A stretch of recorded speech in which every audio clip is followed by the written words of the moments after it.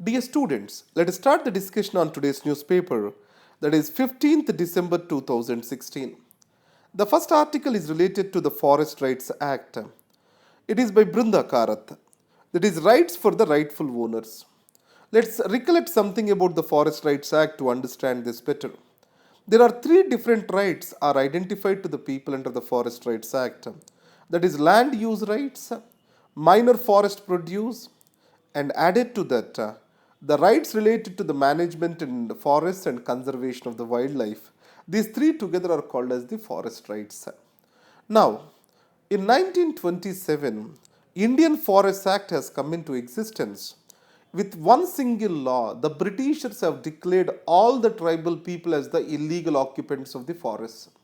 It means this law has declared the forest as a state property and given the economic value to it. It means the forests are meant to supply the wood and other economic benefits.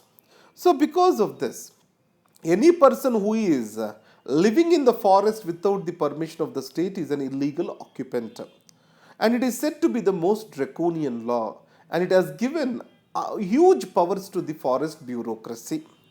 And in this case, the forest bureaucracy is said to be exploiting the tribal people for maximizing the revenue, especially for collecting the minor forest produce and to sell them. Here, the Forest Rights Act is one way to reverse these injustices done to these people. Now, across our developmental narrative, we find many of the injustices like this. If you talk about taking away the land from the farmers, the forcible land acquisition, displacement of the tribals, disempowerment of the Dalits, everything falls into this category. Now, in this case, the Forest Rights Act is going to be obstructive to the multinational corporations and the capitalism with regard to the exploitation of the resources. Or other way around, we can say it as any of the development shall not happen over and above these people. It has to mainstream these people also into the development. But however, India's developmental effort is always sidelining these marginalized sections. In this way, the Forest Rights Act is also being diluted by the governments in the name of the development. Now, how it is being diluted? Now, if you take the Telangana government, it has declared that agriculture, or else this Podu kind of agriculture, which is practiced by the tribals as illegal, and they can be arrested for the same. And second, any land that has to be given, it has to be approved by the district committee before giving the pattas. So there is a delay in giving of the pattas under the land rights. To an extent, the land rights have been recognized, but the rights over the minor forest produce, which is a community right, is not recognized. And third, if you go to Maharashtra, so the Grama Sabha was said to be the legislative institution to identify the beneficiaries and also to make the decisions as per the Forest Rights Act and Panchayat extension to Scheduled Areas Act. So to bypass this Grama Sabha, the forest committees are being constituted. And if you take the Mines and Minerals Act, the District Minerals Committee, etc., are being constituted. All these are to disempower the Grama Sabha from the powers which it has. And some places the situation is worst. And this law, the PISA Act, Panchayat Extension to Scheduled Areas Act, it applies only to the rural areas. The state governments went to the extent of declaring these areas as urban so that they do not come under the ambit of the PISA Act. And the third thing is much worse. That is, some people are not being given pattas at all.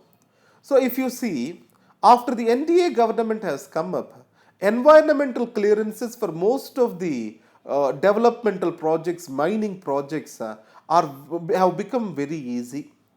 If you see the Tripura versus West Bengal and Gujarat, in the Tripura it is well implemented, but if you go to Gujarat, the government failed to give pattas even to the 10% of the tribals who have applied under this. And there is also a difference, while the making of the law itself there is some difference we need to understand. There are tribal dwellers, next other forest dwellers who are not the tribal dwellers. So these people have to prove that they are living on the forest before December 13, 2005, if I am not wrong.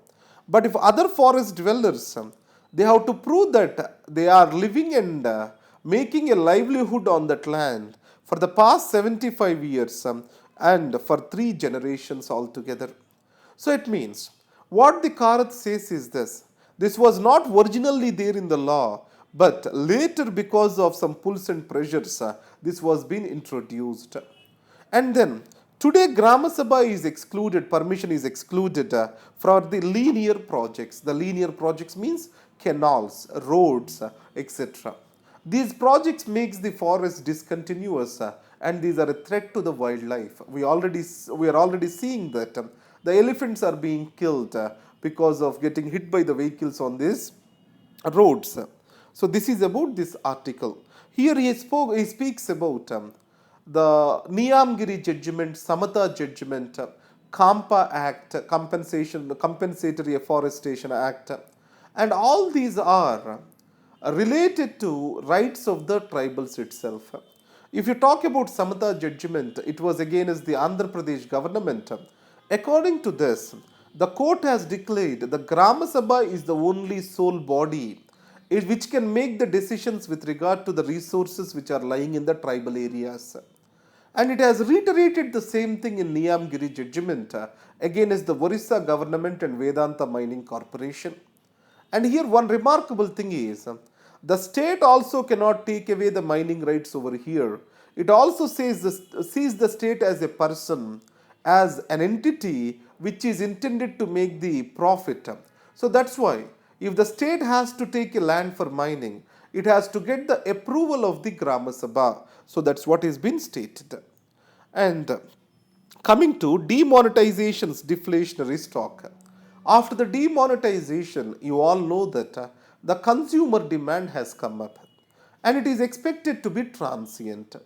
And most of the deflationary tendencies are seen in the food substances because they are perishable. But however, though there are deflationary tendencies, and though there is a cash with the banks, the monetary policy did not react to the demand. That's what has been seen as.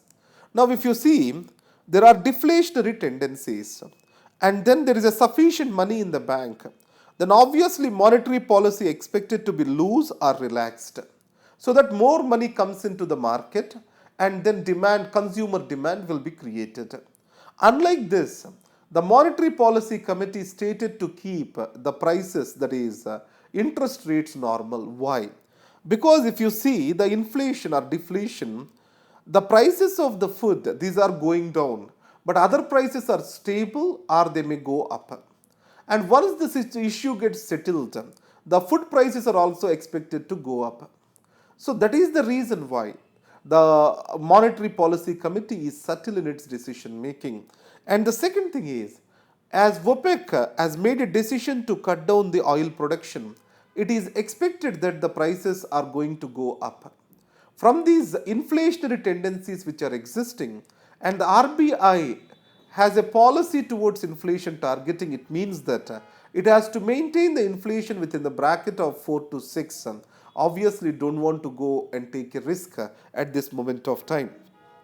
And coming to the perspective page, coming to Rohingyas, yes, in the Rakhine state in Myanmar, there are majority are the Buddhists, minority are Rohingya Muslims. These are believed to be the migrants from Bangladesh. 1982 Citizenship Act of Burma, it has declared the Rohingyas as the non-citizens. It means the Rohingyas are now the people without a state. And recently there is a terror attack where certain police people were killed in Burma. And then Burmese state, it has taken a revenge or repulsive action against, knee-jerk action against Rohingyas, which has made them internally displaced. More than 30,000 people are expected to be displaced. And on this now, a committee was appointed that is called Kofi Annan Committee. So a deep fissures are developing among the communities in the Myanmar, and Myanmar is ethnically very much diverse. and almost 139 communities are there, ethnically diverse communities are there in Myanmar. In such a case, how to protect the interests of these Buddhists, how to protect the interests of the Rohingyas, how to build a coalition is very much important. So here, among the Asian communities, our Asian community foreign ministers are being called for to look into the issue. And coming to the perspective, the Sri Lankan issue, there are nationalistic government is trying to revive Sri Lankan constitution, or I will say it as nation government. What does that mean? All the political parties they come together and form the government. Then we call it as national government, not nationalistic government. Sorry, a national government means all the political parties towards a collective future they come together and then they make a government. So in this case, Mr. Vikram Singhe is the Prime Minister. What is the shape the constitution is going to take in Sri Lanka? The first is a federalism is going to be in list. It means the rights of the Tamilians, Sri Lankan Tamilians will be observed. And second, from 1980s onwards, that's in Sri Lanka, there is a centralization in power and presidential office powers are increasing. There may be a shift towards the parliamentary system. So these two are highlighted by Mr. Ranil Wickremesinghe, the Prime Minister of Sri Lanka. So these are the articles. Today I have the connectivity issues over here. So I am unable to do this in time. And the second thing is, because already it is late, so I am uploading just these 2 pages today. Thank you very much. All the best.